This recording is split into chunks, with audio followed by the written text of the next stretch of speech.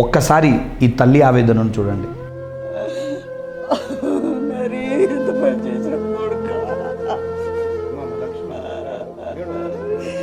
మేము కష్టపడిన కొడుక, కైకి చేసి చదివించిన 2 ఎకరాల భూమి వెళ్ళే కొడుక,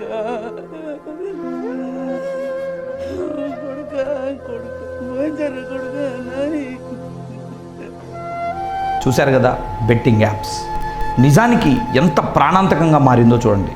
తెలియకుండానే చాప కింద నీరులా మన యువతని పొట్టన పెట్టుకుంటుంది ఈ బెట్టింగ్ యాప్స్. ఇలాంటి బెట్టింగ్ యాప్స్ని ఎస్ పబ్లికేషన్ తరఫున మేము పూర్తిగా వ్యతిరేకిస్తున్నాం.